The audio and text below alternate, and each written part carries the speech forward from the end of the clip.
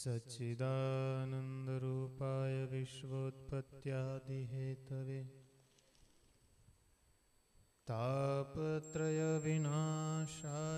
श्रीकृष्णाय वयं नुमः। श्रीकृष्णाय वयं नुमः। ओम श्री हरि कृष्णाय नमो नमः। ओम श्री गणेशाय नमो नमः। ओम श्री नरनारायणाय नमो नमः। ओम श्री राधा कृष्ण देवाय नमो नमः। ओम श्री सहजानंदाय नमो नमः। ओम श्री स्वामीनारायणाय नमो नमः।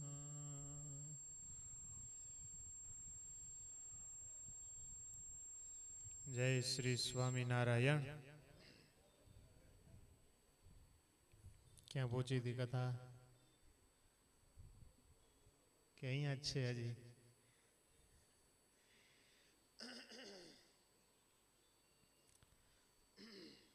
કાંઈ વાંધો નહીં.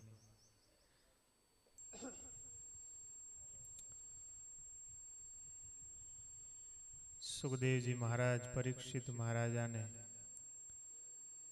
શ્રીમદ ભાગવત 10મા સ્કંદ ઉત્તરાર્ધ એની કથા સંભળાવે છે. ઉત્તરાર્ધની કથા છે જરાસંઘ. એટલે હવે સમય જીવનો નજીક આવે છે. જરા એટલે વૃદ્ધાવસ્થા. જીવ વૃદ્ધાવસ્થાને પામ્યો છે ત્યારે એને શું કરવું જોઈએ એની કથાઓ છે.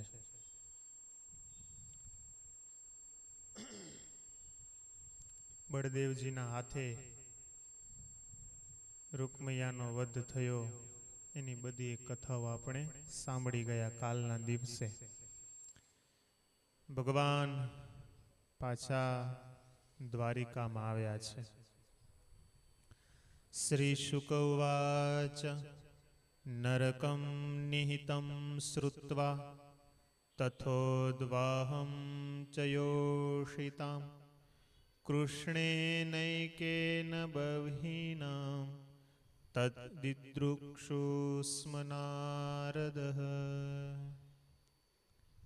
હે રાજન, ભગવાને જ્યારે ભૌમાસુરનો વધ કર્યો, વધ કરી 16,100 જે રાજકુમારીઓ હતી એમણે દ્વારિકામાં લઈ આવી અને જુદા જુદા મહેલમાં એક જ સાથે એક જ મુહૂર્તમાં ભગવાને એમની સાથે લગ્ન કર્યા હતા. આ જે ભગવાનનું આશ્ચર્ય છે એને નારદજીને જોવાની ઈચ્છા થઈ કે આશ્ચર્ય મારે જોવું છે. ભગવાનનું વૈભવશાળી એવું જે દ્વારકા એને મારે જોવું છે. એટલે નારદજી દ્વારિકામાં આવ્યા છે. વિશ્વકર્માએ બનાવેલી એક અદ્ભુત એવી નગરી દ્વારકા. એ દ્વારિકામાં સૌ પ્રથમ રૂકમણીજીના મહેલમાં નારદજી આવ્યા છે. ત્યારે રૂકમણીજી એ ભગવાનને વીંજણો લઈ અને પવન ઢોળતા હતા. ભગવાન બેઠા છે. જેવા નારદજી આવ્યા એટલે ભગવાન ઊભા થઈને નારદજીને વંદન કર્યા છે. ભગવાન છે છતાંય અહીંયા ભગવાન મનુષ્ય લીલા બતાવે છે. ગૃહસ્થ હોય એના ઘરે કોઈક અતિથિ આવે કે સંત મહાપુરુષો આવે, શ્રેષ્ઠ પુરુષો આવે તો ઊભા થઈને એને વંદન કરવા જોઈએ. નારદજીને વંદન કરી આસન ઉપર બેસાડી કુશળ સમાચારો પૂછ્યા છે. ભગવાને કહે કે હે દેવર્ષિ, આપ તો મહાજ્ઞાની છો અને આપ જેવા સંત મહાપુરુષોના ચરણમાં વંદન કરવાથી જીવનું કલ્યાણ થઈ જાય છે. આપ એવા મહાન સંત છો. હે નારદજી, મારા જેવી કંઈક સેવા હોય તો કહો. નારદજીએ કીધું, પ્રભુ આપના દર્શન થઈ ગયા, એનાથી વિશેષ મારે શું જોઈએ? હું તો આપના દર્શન કરવા માટે આવેલો, પણ પ્રભુ આપવું જોઈએ તો એવું આપો કે તમારા ચરણમાં મારી અખંડ વૃત્તિ રહે. ભગવાને તથાસ્તુ કહી નારદજી પણ ભગવાનને વંદન કરી અને વળી બીજી રાણીના મહેલમાં ગયા છે. બીજા મહેલમાં જઈને જોયું તો ભગવાન સોનાના હિંડોળે ઝૂલતા હતા. હા, નારદજીએ પ્રવેશ કર્યો. ભગવાને આગતા સ્વાગતા કરી, આવો નારદજી, આપના જેવા સંતોના અમારે આંગણે પગલા. ત્યાંથી મળી અને વળી નારદજી બીજા મહેલમાં ગયા. ત્યાં ભગવાનના ખોળામાં નાના નાના એવા બાળકો એમના એ રમે છે, ભગવાન એને લાડ પ્રેમ આપે છે, એવા દર્શન થયા. ત્યાં પણ નારદજીને ભગવાને સ્વાગત કરી, કુશળ સમાચારો પૂછ્યા. પછી વળી આગળ ગયા, ભગવાનને મળ્યા. ભગવાને કીધું કે નારદજી તમે ક્યારે આવ્યા? દ્વારકામાં ખબર પડી નહીં, ક્યારે આવ્યા છો? નારદજીને આશ્ચર્ય થયું કે હમણાં તો આ 3 મહેલમાં તો મળીને આવું છું, અને હમણાં પૂછે છે તમે ક્યારે પધાર્યા? નારદજીને આશ્ચર્ય થયું છે કે શું ભગવાન નથી ખબર ભગવાનને કેટલા રૂપે ભગવાન રહે છે? નારદજીને આશ્ચર્ય થયું છે કે આ બધું ભગવાનનું વૈભવશાળી નગર, જેટલી રાજકન્યાઓ 16,108 8 મુખ્ય પટરાણીઓ અને 16,100 જે ભૌમાસુર પાસેથી લાવેલા એ કન્યાઓ, ભગવાન 16,108 રાણીઓને જેવું સુખ જોઈતું એવું આપે છે.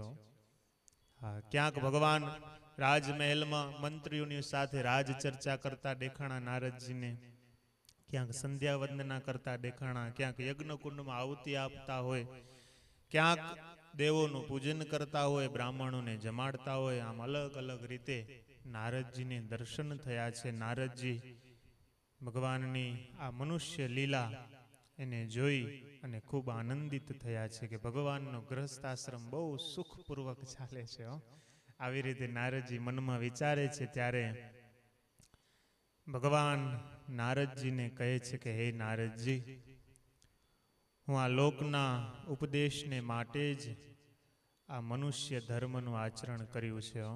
લોકના ઉપદેશને માટે, મારા માટે નહીં. હે નારદજી, તમે આ મારી જે લીલા છે એને જોઈને મોહિત ન થજો કે આ જે શ્રી કૃષ્ણ ભગવાન છે એ મનુષ્ય જેવા છે. મનુષ્ય ભાવ ન લાવજો, માયાનો પાસ મને કોઈ લાગતો નથી.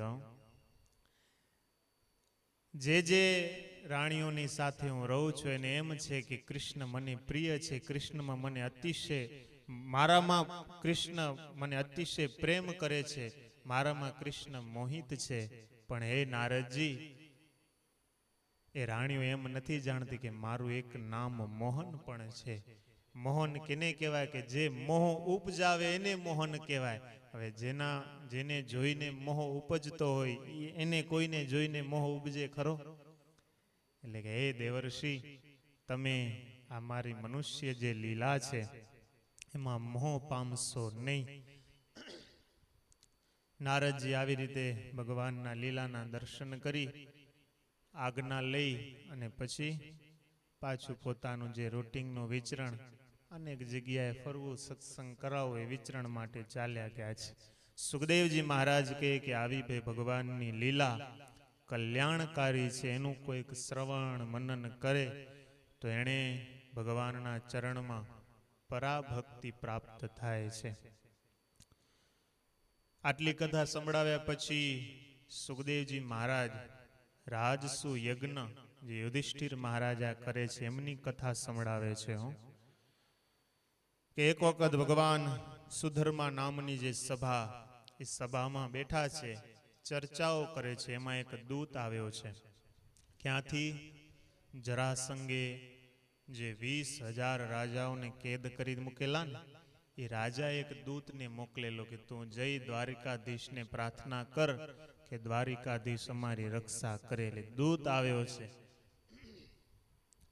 દૂતે બારે સમાચાર આપ્યા કે હું અહીંયાથી આવ્યો છું. એટલે ભગવાને સભામાં બોલાવ્યો.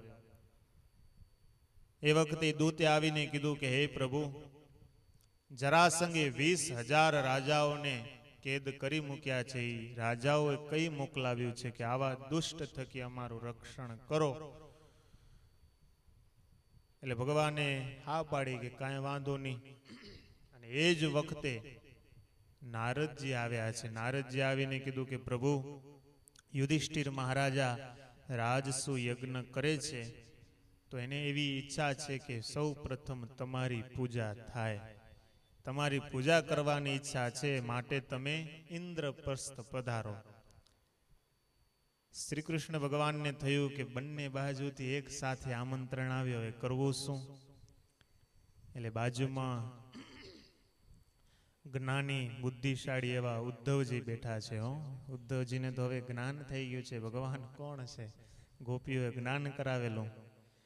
ઉદ્ધવજીને ભગવાને કીધું કે હે ઉદ્ધવ, બંને બાજુથી એક સાથે આમંત્રણ આવ્યું, તો પ્રથમ કયા સ્થાને જાઉં?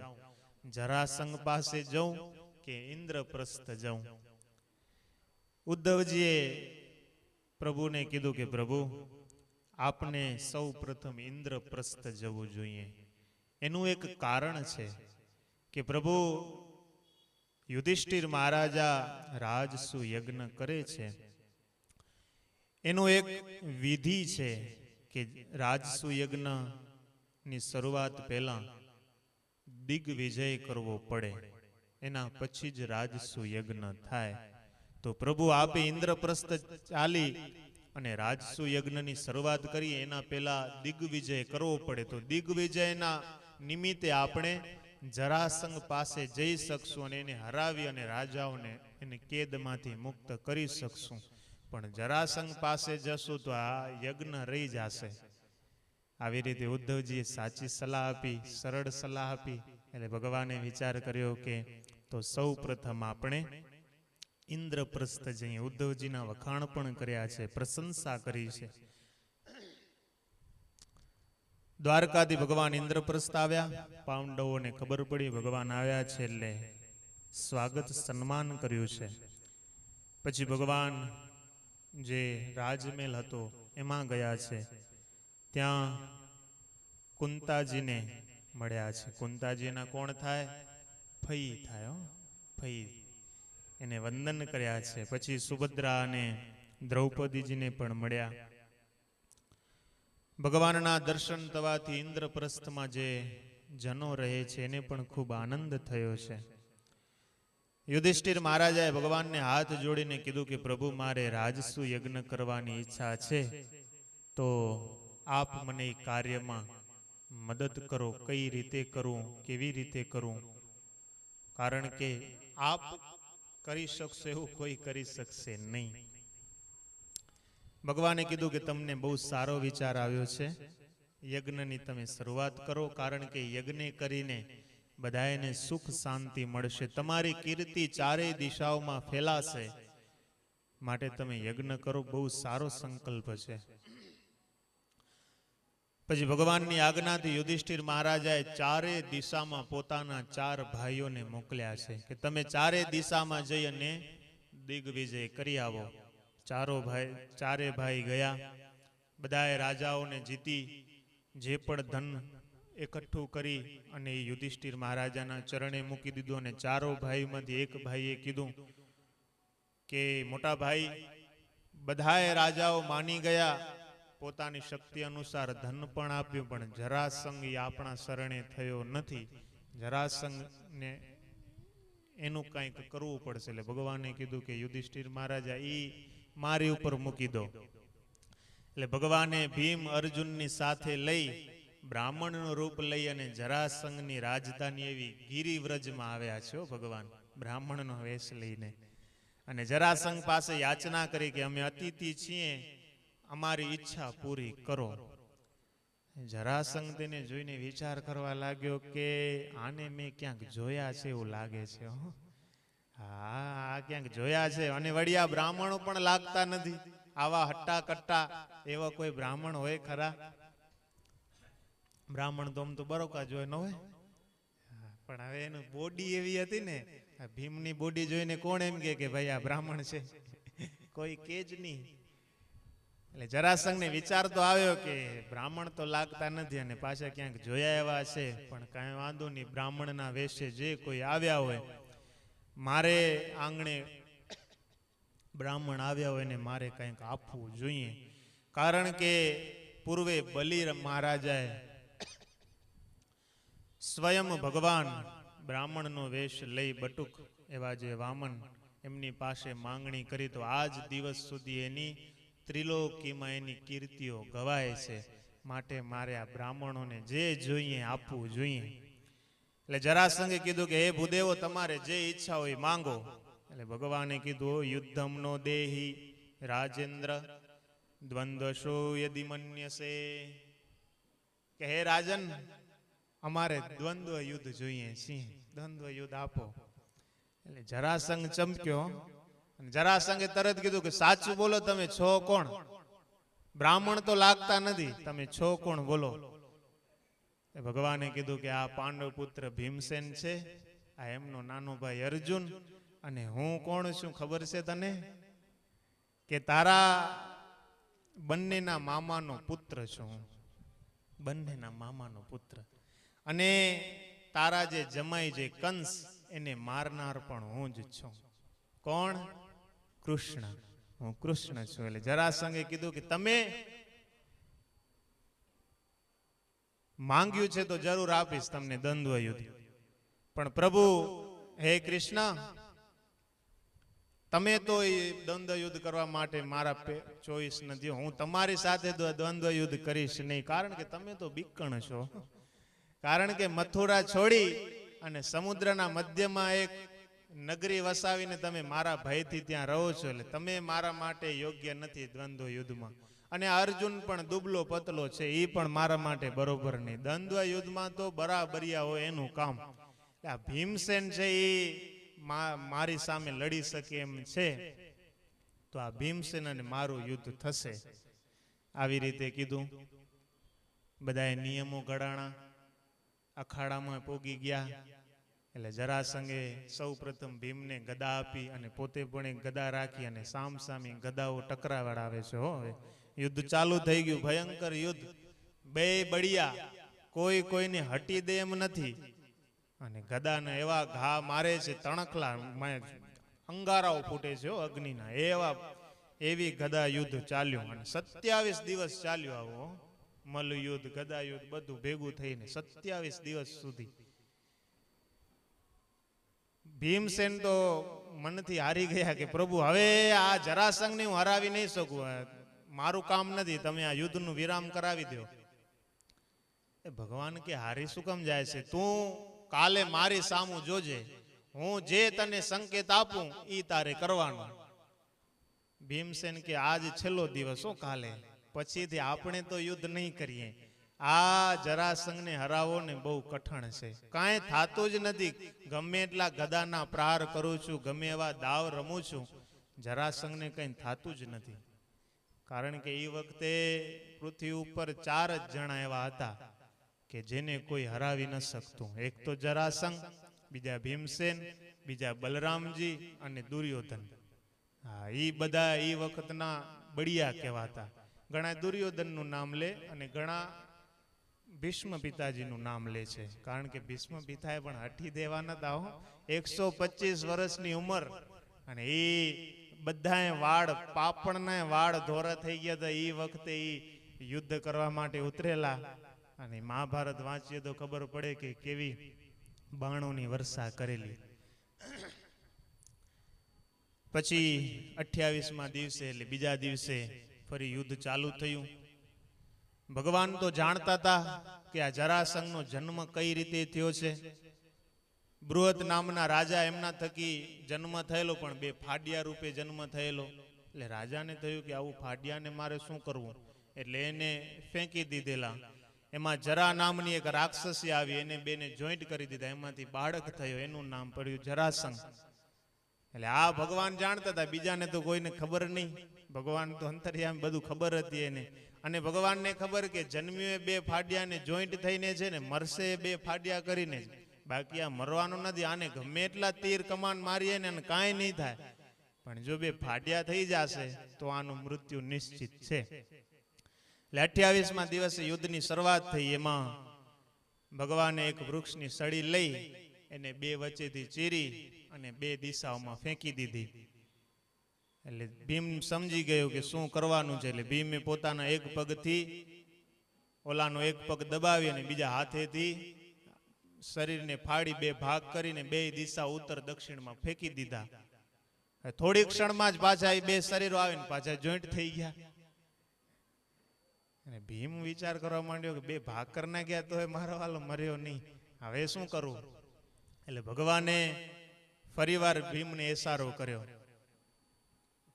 વળી એ તણખલાના બે ભાગ કરી અને બે વિરુદ્ધ દિશામાં ફેંક્યા. એક ઉત્તર ને એક દક્ષિણ વિરુદ્ધ દિશામાં ફેંકી દીધા. પેલે તો આમ ફેંક્યા હતા, હવે વિરુદ્ધમાં ફેંક્યા. એટલે વળી એ ભીમે એ બે ફાડ કરી અને વિરુદ્ધ દિશામાં ફેંકી દીધી. પછી એને જોઈન્ટ થયો નહીં. આવી રીતે જરાસંઘનું મૃત્યુ થયું. પછી એ જરાસંઘનો જે પુત્ર હતો સહદેવ, એને ભગવાને બોલાવીને એને મગધ દેશનો રાજા બનાવી દીધો. અને એ સહદેવને બોલાવીને કીધું કે સહદેવ, તું સમજદાર છે, બુદ્ધિશાળી છે, તારા પિતાએ જે કર્યું એ, પણ હવે આ કેદમાં પૂરેલા જે 20,000 જે રાજાઓ છે ને એને તું છોડી દે. એટલે સહદેવે બધાએ રાજાઓને કારાગૃહમાંથી મુક્ત કર્યા. બધાએ રાજાઓ એ ભગવાનના ચરણે પડ્યા છે અને પ્રાર્થના કરી છે કે પ્રભુ, આપે અમારી રક્ષા કરી, અમે બહુ રાજી થયા છીએ. જેવી રીતે તમે હવે જરાસંઘના કેદમાંથી અમને મુક્ત કર્યા ને, એમાં હવે આ સંસારના બંધનમાંથી પણ અમે મુક્ત થઈને એવો ઉપદેશ આપો. હે પ્રભુ, અમે જ્યારે રાજા હતા ત્યારે પ્રજાઓને બહુ દુઃખી કરી છે. અમને તો એમ લાગે છે કે એના જ પાપે અમે આ કારાગૃહમાં ગયા હતા. હવે અમે રાજપાટ છોડી આ સંસારનો ત્યાગ કરી અને સંન્યાસી થઈને રહેવા માંગી છીએ. મહારાજે કૃષ્ણ ભગવાન ના પાડી દીધી કે તમે પાછા તમારા રાજ્યમાં જાઓ, નીતિપૂર્વક રાજ કરો અને મારું ભજન કરશો તો અંતકાળે તમે મારા પરમ પદને પામશો. બાકી વનમાં જતા રહેશો એનાથી કાંઈ નહીં થાય, પણ નીતિપૂર્વક રાજ કરો. આવી રીતે રાજાઓને ઉપદેશ આપી રાજાઓ પોતપોતાના રાજમાં ગયા. આ બાજુ સહદેવને બોલાવી અને રાજાઓને દક્ષિણાઓ અપાવડાવી. પછી સહદેવની આજ્ઞા લઈ કે હવે અમે જઈએ છીએ, જે કાર્ય કરવા માટે આવ્યા હતા એ કાર્ય પૂર્ણ થયું છે. પછી પાછા પ્રભુ ઇન્દ્રપ્રસ્થ પધાર્યા છે. વિજય કરીને આવેલા. હવે તો ચારે દિશાઓમાં દિગંતમાં વિજય થઈ ગયો યુધિષ્ઠિર મહારાજાનો. એટલે ભવ્ય સ્વાગત થયું છે, ઢોલ નગારા વગાડાવ્યા. અને યુધિષ્ઠિર મહારાજાને પાસે જઈને ભગવાને વાત કરી દીધી કે ખાલી જીત્યા નથી, જરાસંઘને મારીને પણ આવ્યા છે. એટલે યુધિષ્ઠિર મહારાજે પણ બહુ રાજી થયા છે. હવે રાજસુ યજ્ઞની શરૂઆત થાય છે, કારણ પેલો દિગ્વિજય થયો, પછી યજ્ઞની શરૂઆત થાય. યજ્ઞની શરૂઆતની તૈયારીઓ થવા માંડી ગઈ. એમાં વેદપાઠી બ્રાહ્મણોને બોલાવવામાં આવ્યા. દેશ દેશાંતરોમાં આમંત્રણો અપાવ્યા. વેદવ્યાસ, ભરદ્વાજ, સુમંતુ, ગૌતમ, વશિષ્ઠ, ચવન, મૈત્રેય, વિશ્વામિત્ર આદિ મોટા મોટા ઋષિ મહાત્માઓને બોલાવવામાં આવ્યા. ભીષ્મ, દ્રોણ અને દુર્યોધન બધા કૌરવોને પણ બોલાવવામાં આવ્યા. દુર્યોધનની પાસે જઈ અને દુર્યોધનને સમજાવીને યુધિષ્ઠિર મહારાજા લઈ આવેલા. એને કેટલાય રાજા મહારાજાઓ યજ્ઞમાં પધાર્યા.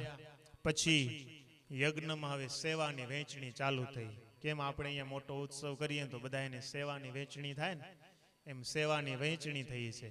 ભાગવતમાં લખાયેલી છે પણ ઉપરની જે છે, એટલે મહાભારત અને ભાગવતના બંનેના ભેગું કરીને વ્યવસ્થિત કરેલી છે કે દ્રૌપદીજીને પીરસવા ઉપર ધ્યાન રાખવાની સેવા સોંપાણી. દ્રૌપદીજીને કે તમે જ્યારે પીરસાતું હોય ત્યારે તમારે ઉપર ધ્યાન રાખવું. યુધિષ્ઠિર મહારાજાને સ્વાગત સન્માનની સેવા સોંપાણી. અર્જુનને ઉતારાની સેવા સોંપવામાં આવી. સહદેવને મહેમાનોનું નાસ્તા પાણીનું એની જવાબદારી એને સોંપવામાં આવી. ભીમને રસોડામાં દેખરેખ કરવાનું. હા, જેને જેવો જમવાનો ઇન્ટરેસ્ટ હોય એને બરોબર થાય ને. હા, વચાડા આવો મારે જેવા નહીં, પણ હું તો બરોબર છું, પણ વચાડા કોઈક વૈરાગ્યવાન હોય હે બચાડાને તો એને રસોડા મૂકી દઈએ તો પછી તમારે એમ થાય ને કે સ્વામી આ વખતે જગન કર્યો પણ મજા ના આવી જમવામાં હો. હા, એટલે ભીમને રસોડાની સેવા સોંપવામાં આવી. એ વખતે દુર્યોધન પણ આવેલો, એટલે ભગવાનને થયું કે દુર્યોધનને સમજાવી કરીને બોલાવ્યો છે, એને કાંઈ સેવા નહીં આપીએ અને નીચે આપશું તોય તકલીફ ને નહીં આપીએ તોય તકલીફ, એટલે એને તિજોરીની ચાવી દઈ દીધી કે તમારે આ ઉત્સવમાં યજ્ઞમાં જે પણ ખર્ચો બધો તમારે સંભાળવાનો, બ્રાહ્મણોને દાન દક્ષિણાઓ આપવી એ તમારી બધી જવાબદારી તમારી, આ તિજોરીની ચાવી તમારી. દુર્યોધન તો રાજી થઈ ગયો કે આ તો તિજોરીની ચાવી હાથમાં આવી ગઈ, હવે તો એવું દાન કરું બધાને છૂટા હાથે કે આ પાંડવોનું ખોટું દેખાય. એટલે એ જઈને પાછું શકુનીને વાત કરી, શકુનીએ પાછી સલાહ દીધી કે વાત બરોબર, આ તો મને તો એમ લાગે છે આ કૃષ્ણે ભૂલ કરી ગયા, તમને તિજોરીની ચાવી દઈ દીધી, હવે તો છૂટા હાથે વાપરો અને આ યજ્ઞમાં બધું ધન ખૂટી જશે તો પાંડવોનું નીચું દેખાશે, એ આપણે જોવાની મજા આવશે. શકુનીએ સલાહ આપીને દુર્યોધન તો માની જ જાય ને દુર્યોધને નક્કી કર્યું કે હવે તો છૂટા હાથે આપવું હો અને આ પાંડવોનું ખોટું દેખાડવું. પાંડવોને ખબર પડી. યુધિષ્ઠિર મહારાજા ભગવાન પાસે આવીને કીધું કે પ્રભુ તમે આ દુર્યોધનને આ તિજોરીની ચાવી દઈ દીધી, આ તો મોટી ઉપાધિ, છૂટા હાથે દેશે ને અમારું ખોટું દેખાડાવશે. ભગવાન કે તમે ચિંતા ન કરો, હું જે કર્યું બરાબર જ કર્યું છે હો. હા, શિક્ષાપત્રી મહારાજે કીધું ને કે જેની જેવી યોગ્યતા હોય એ પ્રમાણેને સેવા આપવી. ભગવાન કે હું બરોબર સેવા આપી છે, પ્રભુ પણ આ બધું ખૂટી પડશે? પ્રભુ કે નહીં ખૂટે, કારણ કે એના જમણા હાથમાં પદ્મનું ચિહ્ન છે. જેના જમણા હાથમાં પદ્મનું ચિહ્ન હોય ને જેટલું દાન આપે એનાથી 2 ગણું પાછું આવે. એટલે તમે બહુ ચિંતા ન કરો. દુર્યોધનને ખબર નથી કે મારા હાથમાં પદ્મનું ચિહ્ન છે. હા, એટલે તમે ચિંતા ન કરો, જેટલું દુર્યોધન વાપરશે એનાથી 2 ગણું આપણા તિજોરીમાં આવશે, એટલે તમે બહુ ચિંતા કરો નહીં. પછી આજ રાજસુ યજ્ઞમાં ભગવાન કે હવે હું એકલો બાકી રહી ગયો, મારે પણ સેવા લેવી જોઈએ. એટલે ભગવાને સેવા લીધી છે. કઈ? તો કે જે યજ્ઞમાં ભોજન પ્રસાદ લઈ જાય તો એના હેઠા પત્રવાલા મારે ઉપાડવા, એની સેવા ભગવાને લીધી. બધાની વેચણી થઈ ગઈ. હવે યજ્ઞની શરૂઆત કરવી છે, એટલે અગ્ર પૂજ્ય કોને રાખવા? યજ્ઞની શરૂઆત થઈ. યુધિષ્ઠિર મહારાજાને મુખ્ય યજમાન બનાવવામાં આવ્યા, દીક્ષાઓ આપવામાં આવી. યજ્ઞની શરૂઆત કરવામાં જ પ્રથમ કે અગ્ર પૂજ્ય કોને કરવા, એટલે સભાસદોને પૂછવામાં આવ્યું. એમાં સહદેવે કીધું કે અગ્ર પૂજા તો શ્રી કૃષ્ણની થવી જોઈએ, યોગ્ય એ જ છે, બીજું કોઈ નથી. કારણ કે બધાએ ચિંતિત હતા કે આટલા મોટા મોટા ઋષિ મહાત્માઓને બોલાવ્યા છે, કોને કરવા? એકને નહીં કરીએ તો બીજાને એમ થશે કે અમારે ન કર્યા. એટલે સહદેવ તો બધું જાણતા હતા, એને તો જ્ઞાન હતું ત્રિકાળ, એને ભગવાનનું નામ લીધું. બધાએ સભાસદોએ નક્કી કરી લીધું કે આ શ્રી કૃષ્ણ છે એ બરોબર છે, યોગ્ય છે, એમની પૂજા થઈ છે વિધિવત. બધાએ રાજી થયા છે. પણ એમાં સભામાંથી એક જણ ઉઠ્યો. કોણ? શિશુપાલ ઉઠીને કીધું કે આ કૃષ્ણને તમે અગ્ર પૂજાને યોગ્ય કર્યા છે, અને આ સહદેવ સલાહ દેનારો એ પણ બાળ બુદ્ધિ છે, એને શું ખબર પડે? અને આ શ્રી કૃષ્ણની તમે પહેલી પૂજા કરી, આની તો છેલ્લી પૂજા ન થવી જોઈએ. આવ એવા છે, આ તો કુલાધમ છે, કાળીઓ છે, ઘોવાડીઓ છે, હત્યારો છે. એક સ્ત્રીને મારી નાખી છે. કેને મારી હતી? હે, પૂતનાને. હો, હા, આને તો વાછડા માર્યા, બગલા માર્યા. આને તમે અગ્ર પૂજાને માટે યોગ્ય કરો છો, અને આ પાછા કુળને, આના કુળના યયાતિ રાજા આને તો શાપ આપ્યો છે, આનું કુળ અપવિત્ર છે, આને તમે કરો છો. બધાએ આ સાંભળીને ક્રોધિત થઈ ગયો. આખી સભા ક્રોધિત થઈ ગઈ. એમાં કેટલાય સજ્જન વ્યક્તિઓ હતા, એને તો પોતાના કાન બંધ કરી દીધા. કોઈકને એમ થયું કે કાન બંધ કરવા કરતા સભા છોડીને ચાલ્યા જઈએ. કેટલાક ચાલ્યા ગયા. એમાં ભીષ્મ પિતા, ભીમ જેવા, અર્જુન જેવા તો મૂકે ખરા. એને તો હાથમાં હથિયાર લઈને શિશુપાલને મારવા માટે જાય છે. ભગવાન કે તમે ઉભા રહો, આ અમારા બેનો મામલો છે, આમાં તમારે દખલગીરી કરવી નહીં. એટલે બધા એને શાંત કરીને બેસાડી દીધા, ને શિશુપાલને કીધું તું બોલતો જા, તું તો જવા જ દે. શિશુપાલ વરી મંડ્યો બોલવા. હો અને ભગવાન ગણતા જાય. ભગવાન કે 98, 2 જ બાકી છે. હો અરે 2 શું આલ્યો, 2 દીધી, 99 ને આ 100 એમ કર્યું. ત્યારે ભગવાને તરત સુદર્શન ચક્ર છોડ્યું અને શિશુપાલનું માથું કાપી નાખ્યું છે. સુખદેવજી મહારાજ કહે કે હે રાજન, ભગવાન વિષ્ણુના પાર્ષદો જે જય અને વિજય સનકાદિકના શાપને કારણે આ 3જા જન્મે દૈત્ય થયેલા હતા ને એમાં એક શિશુપાલ હતો. એનો ભગવાને વધ કર્યો અને એ શાપથી મુક્ત થઈ અને શિશુપાલ પાછું વૈકુંઠમાં જઈને પાર્ષદનું સ્થાન સ્વીકાર્યું છે. એમાં ભાગવત સાંખ પૂરે છે. સાંખ પૂરે છે, પાછા પાર્ષદ થયા છે. પછી વિધિસર બધોએ યજ્ઞ થયો. યજ્ઞની સમાપ્તિ થઈ. ઋષિ મહાત્માઓને દાન દક્ષિણાઓ આપવામાં આવી, બ્રાહ્મણોને આપવામાં આવી. બધાએ યુધિષ્ઠિર મહારાજાની પ્રશંસા કરી છે. પ્રશંસા કરીને હર્ષભેર બધાએ પોતપોતાને સ્થાનકે ગયા. એમાં દુર્યોધન હતો. એને પ્રશંસા આ જે યુધિષ્ઠિર મહારાજાની થઈ નહીં, એનાથી સહન થયું નહીં અને એ નીચું મોં કરી નારાજ થઈને પાછો હસ્તિનાપુર ગયો. સુખદેવજી મહારાજ આ કથા સંભળાવતા હતા ને ત્યારે પરીક્ષિત મહારાજાએ પ્રશ્ન પૂછ્યો છે કે બધાને સુખની અનુભૂતિ, બધા યુધિષ્ઠિર મહારાજાના વખાણ કર્યા અને દુર્યોધનનું તો યજ્ઞમાં કાંઈ બગાડ્યું પણ ન હતું, છતાંય દુર્યોધનને કેમ માઠું લાગ્યું? ત્યારે સુખદેવજી મહારાજ કહે, હે રાજન, યજ્ઞ પૂર્ણ થયા પછી જે યુધિષ્ઠિર મહારાજાનો મહેલ હતો એમાં એક અદ્ભુત મય દાનવે બનાવેલો એક સભાખંડ હતો. એ સભાખંડ એવો હતો કે જ્યાં સ્થળ હોય ત્યાં જળ અને જળ ત્યાં સ્થળ. એમાં દુર્યોધન ભ્રમિત થઈ ગયો અને પાણીમાં પડ્યો. એમાં દુર્યોધન જ્યારે પાણીમાં પડ્યો ને ત્યારે ભીમસેન અને અનેક બીજા રાજાઓ હતા ને હસવા લાગ્યા. યુધિષ્ઠિર મહારાજે એને રોક્યા કે હસો નહીં, આ પણ એક રાજકુમાર છે, તમારે હસવું ન જોઈએ. પણ ભગવાનના સંકેતથી ફરી હસવા લાગ્યા. એટલે હાંસી મસ્કરી થઈ. દુર્યોધનથી સહન ન થયું. નીચું મોઢું કરીને એ સભાખંડમાંથી નીકળીને હસ્તિનાપુર ચાલ્યો ગયો છે. યુધિષ્ઠિર મહારાજા પણ ઉદાસ થઈ ગયા કે એક રાજકુમારનું આપણે યજ્ઞમાં અપમાન થયું. પછી બધાએ ભગવાને સમજાવીને શાંત કર્યા છે. આ કથામાં ઘણી વખત દ્રૌપદીજીનું નામ લેવાય છે. હકીકતમાં લેવું ન જોઈએ. ક્યાંય ભાગવત કે મહાભારતમાં એનો ઉલ્લેખ નથી. મહાભારત અને ભાગવતમાં ભીમસેનનું નામ છે. રાજા મહારાજાઓનું નામ લઈને શ્લોક લખાયેલો છે. જહાસ ભીમસ્તમ દૃષ્ટવા સ્ત્રીઓ નૃપયો પરે. ભીમસેનનું નામ છે, બીજા રાજાઓનું નામ છે અને યુધિષ્ઠિરે વાર્યા એ પણ ઉલ્લેખ છે. પણ દ્રૌપદીજી એમ બોલ્યા કે અંધના તો અંધ જ હોય, આવું ક્યાંય પ્રમાણ નથી. અને કોઈક કથાને રોચક બનાવવા માટે અને મહાભારત રચાયું એનું નિમિત્ત બતાવવા માટે વાત કરતા હોય છે, એ પ્રમાણ વાત નથી.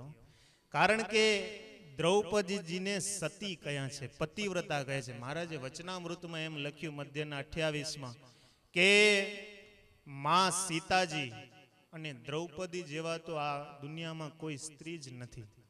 ભગવાન આટલા સુધી લખતા હોય તો એ દ્રૌપદીજી કઈ રીતે બોલી શકે? અને પતિવ્રતા સ્ત્રી અને સતીનો તો ધર્મ છે કે એ કોઈક પર પુરુષનું આચરણ કે પર પુરુષની કોઈ ક્રિયા જોઈ અને એને લક્ષ્ય બનાવીને કાંઈ બોલે નહીં અને એની સામું જુએ પણ નહીં. આ પતિવ્રતાનો ધર્મ છે. જો દ્રૌપદીજી આવું બોલ્યા હોય તો મહારાજ વચનામૃતમાં એનું નામ ન લખે. મહારાજે વચનામૃતમાં એનું સતી અને પતિવ્રતા પ્રમાણે નામ લખ્યું છે. એનો મતલબ કે એ બોલ્યા જ ન હોય. ભગવાનના વચન કોઈ દી ખોટા હોય જ નહીં. વચનામૃતમાં લખેલી વાત ખોટી ન હોય. એટલે કોઈક વાત કરતું હોય તો આપણે કોઈને કહેવા ન જવું કે તમે શું કામ કરો છો, પણ મનમાં સમજી લેવું કે દ્રૌપદીજી પતિવ્રતા સ્ત્રી છે, એવું કોઈ દી બોલે જ નહીં. અને મહારાજ વચનામૃતમાં લખ્યું છે એ કોઈ દી ખોટું હોય નહીં.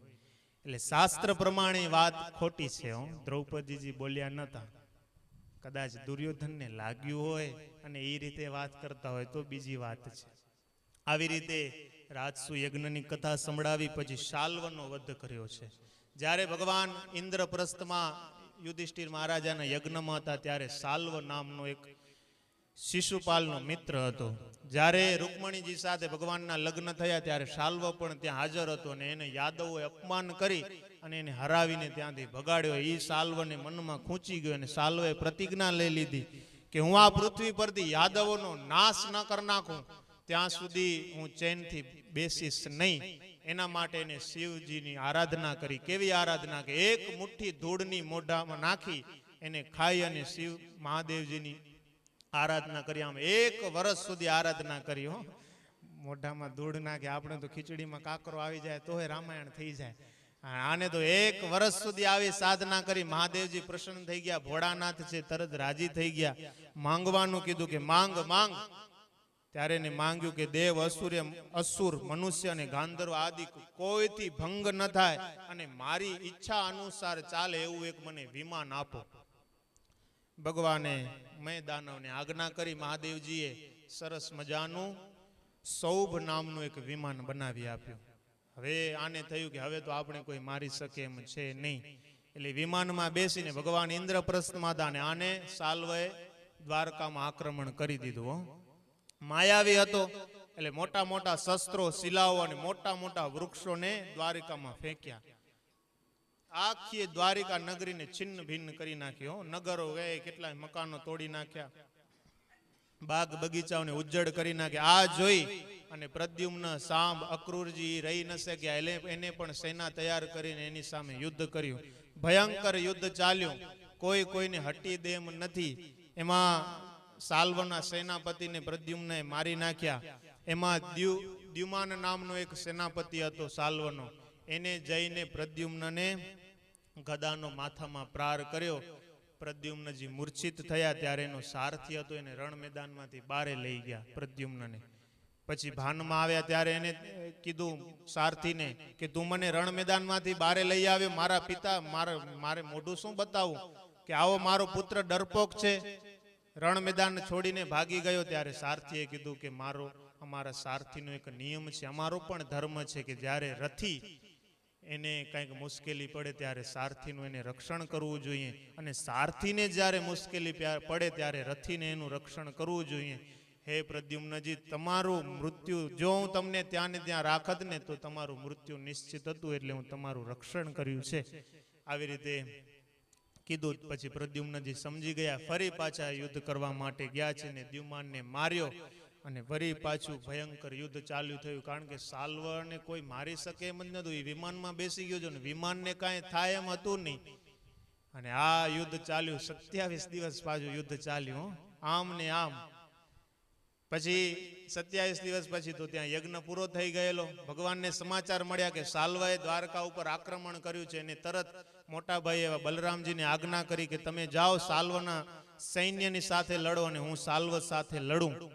ભગવાનની શાલ્વ સાથે લડવા માંડ્યા. શાલ્વ ઘણી બધી માયાઓના પ્રયોગો કર્યા પણ ભગવાન તો માયાથી પર છે, એને કોણ મોહ પમાડી શકે. બધી માયાનો નાશ કરી અને એક ગદાના પ્રહારથી સૌભ નામનું વિમાન ભાંગી નાખ્યું અને સુદર્શન ચક્ર મૂક્યું. મસ્તક કપાણું છે. અને એ જ વખતે શાલ્વનું મૃત્યુ સાંભળી અને એનો મિત્ર દંતવક્ર ઈ ત્યાં આવ્યો છે. એ ભગવાનની સામે યુદ્ધ કરવા માંડ્યો. ત્યાં ભગવાને કૌમુદી નામની જે ગદા છે એમની એનાથી દંતવક્રના છાતીમાં એક પ્રહાર કર્યો. લોહી લોવાણ થયેલો એ પૃથ્વી ઉપર પડી અને તડફડીને મૃત્યુ પામે છે. સુખદેવજી મહારાજ કે આ દંતવક્ર પણ સનકાદિકના શાપને કારણે આ ત્રીજા જન્મે દંતવક્ર થયેલો એને ભગવાને મુક્ત કરીને પાછો ભગવાનને વૈકુંઠમાં પાર્ષદ થયો છે. દંતવક્રનું મૃત્યુ થયું એટલે એનો ભાઈ હતો વિદુરથ દંતવક્રનો, એ ભગવાનની સામે લડવા માટે આવ્યો. એને ભગવાને સુદર્શન ચક્રથી એનું પણ મસ્તક કાપ્યું છે. એને પણ પરલોકે સીધાવી દીધો છે. આવી રીતે યુદ્ધની સમાપ્તિ થઈ. આખી દ્વારિકા નગરી ઉજ્જડ થઈ ગયેલી. પછી ફરી પાછી ભગવાને એમને સુવ્યવસ્થિત કરી છે. આટલી કથા સંભળાવીને પછી પાંડવો અને કૌરવો વચ્ચે જે યુદ્ધ થયું છે એમાં બલરામજી એમ કહ્યું કે બધાએ ભાગે વેચાઈ ગયા, કૃષ્ણ પણ પાંડવોના પક્ષે ચાલ્યા ગયા છે. હું કોઈના પક્ષે નહીં જાઉં, હું મધ્યસ્થમાં રહીશ, હું કોઈના પક્ષે નહીં લડું. કોના પક્ષે લડું? એક બાજુ શિષ્ય છે, કોણ? દુર્યોધન, અને એક બાજુ ભાઈ છે, કોના પક્ષે લડવું? બે એના પરિવાર છે. અને બળદેવજીએ તો જ્યારે સાંબ અને લક્ષ્મણાનું ઘટના ઘટી આપણે કથા સાંભળી ગયા ત્યારે પણ શાંતિમાં માનતા હતા, એટલે એને કીધું કે યુદ્ધ ન કરો, શાંતિ રાખો. પણ હવે તો એટલું આગળ વધી ગયું હતું કે યુદ્ધ થવાનું હતું, એટલે બળદેવજી શાંત રહ્યા છે અને તીર્થાટન કરવા માટે નીકળી ગયેલા. એનાથી અજાણમાં એક સૂત જાતિમાં એવા રોમહર્ષણનો વધ થયો, એની જે કથા છે આપણે આવતીકાલે સાંભળશું. સહજાનંદ સ્વામી મહારાજની જય. શ્રીપતિમ શ્રીધરમ સર્વદેવેશ્વર ભક્તિ ધર્માત્મજમ વાસુદેવમ હરિમ માધવમ કેશવમ નીલકંઠમ ભજે. સહજાનંદ સ્વામી મહારાજની જય. શ્યામની છબી રે સખી શ્યામની છબી, જોને ફૂલડેથી છાઈ, જોને છબી ફૂલોના તોરાની ફોરે, ભમર કરે ગુંજાર, અંગો અંગ હરીને ઓપે, અંગો અંગ હરીને ઓપે, ફૂલડાના શણગાર. શ્યામની સખી શ્યામની છબી, કાનું મેં ફૂલડાના કુંડળ, ફૂલોના ભુજબંધ, ફૂલ તણા ગજરા પાવે, સુંદર માહી સુગંધ. શ્યામની છબી રે સખી શ્યામની છબી, ફૂલ તણો શિર મુગટ જોઈને મગન ફિરે વ્રજના